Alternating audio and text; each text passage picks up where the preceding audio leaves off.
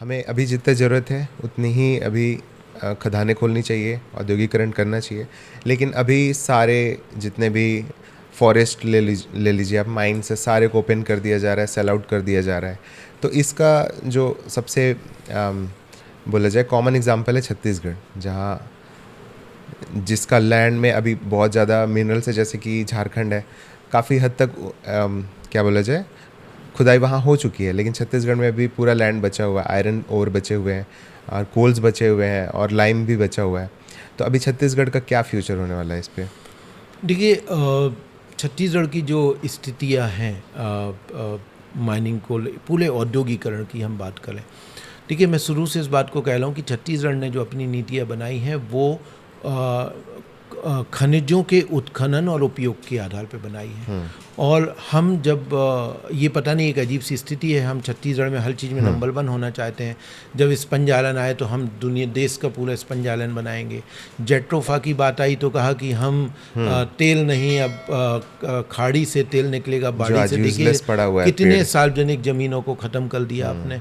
जब power plant लगाने की बात आई तो आपने पूरे छत्तीसगढ़ में कहा कि हम देश का सबसे ज़्यादा बिजली छत्तीसगढ़ में बनाएंगे, और उस छत्तीसगढ़ में आपने सबसे ज़्यादा पावर प्लांट के लिए MOU किए जांजगीर जिले में, जो आपका सबसे ज़्यादा इरीगेटेड डिस्ट्रिक्ट है। 70% सबसे ज़्यादा डेंस है। तो आप ऐसे जो औद्योगिकरण की स्थिति है, तो देखिए छत्तीसगढ़ की जो स्थिति वो अपने आप में थोड़ी बड़ी संकटपूर्ण है।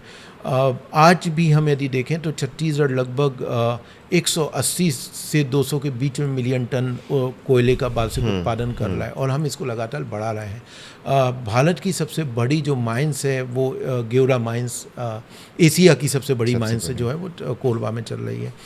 तो अभी जिस तरीके से छत्तीसगढ़ के अंदर खनिज की नीतियां जो अपनाई जा रही हैं, वो सारे खनिज के उत्खनन की दिशा में आगे बढ़ रहे हैं।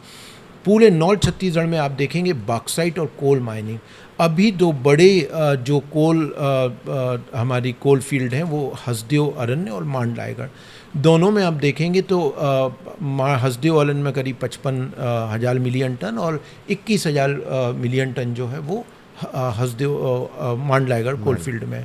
तो 26,000 मिलियन टन जो कोयला है, इस 26,000 मिलियन टन कोयले को निकालने के लिए मनीष भाई आप विश्वास करेंगे कि जो रेलवे लाइनें बिछाई जा रही हैं पूरे, आप देखेंगे उस घलघोड़ा से लेके और धलमजयगढ़ और हसदेव के इलाके में एक कोल ब्लॉक की कनेक्टिविटी की जा रही है, एक कोल ब्लॉक की, और पूरा 26,000 मिलियन टन कोयला निकालने की दिशा में बहुत तेज़ी के साथ प्रक्रियाएं चल रही हैं, और कोल ब्लॉक के हर साल लगातार जो है नीलामी की जा रही हैं।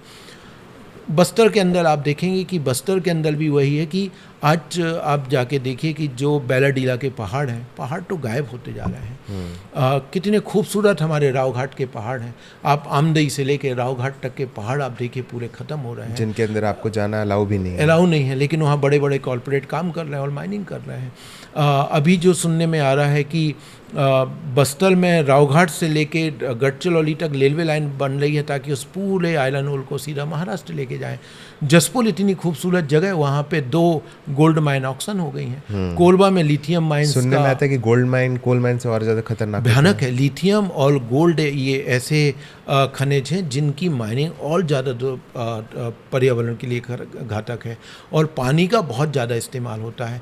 तो सवाल ये है कि देखिए छत्तीसगढ़ की धरती में आप हर कदम पे खनिज मिलेंगे, लेकिन आपको ये सोचना पड़ेगा कि हम कितना खनिज निकालेंगे, ये महत्वपूर्ण है।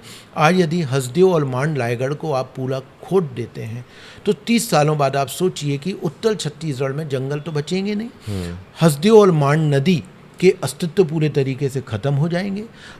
ये वही इलाका है जो वन्य प्राणियों का इलाका है, जहाँ पे हाथी की आज जो संकट हम देख रहे हैं कि विकास से नए तरीके के जो संकट आते वो यही है कि आज हाथी मानव संघर्ष बढ़ रहा है। आए दिन 4 से 5 लोगों को कुचल दिया जाता है, मर रहा है, और हाथी भी मर रहे हैं। आदिवासियों का लगातार जो विस्थापन हो रहा है, तो आप किस दिशा में छत्तीसगढ़ को ले जाना चाह रहे हैं, ये अपने आप में सवाल है। और बड़े बड़े कॉरपोरेट की निगाहें आज छत्तीसगढ़ के अंदर हैं, और वो छत्तीसगढ़ के सारे खनिज संसाधनों को निकाल के अपने मुनाफा निकालना चाहती है। और मैं ये आपको कह रहा हूँ कि आने वाले 10-15 सालों में आप देखेंगे तो छत्तीसगढ़ की जो अभी जो पर्यावरण को लेकर जो सूची आई है, छत्तीसगढ़ 5वां सबसे प्रदूषित राज्य है। तो आज आप देखिए कि क्या रायपुर की जो हवा है क्या साफ़ है, रायगढ़ की हवा की स्थिति आप देखिए, आप कोरबा की स्थिति देखिए, बिलासपुर की स्थिति देखिए, तो सारे शहर पर्यावरण प्रदूषण की गंभीर स्थिति से जूझ रहे हैं, सारी नदियां गंभीर प्रदूषण की समस्या से जूझ रहे हैं।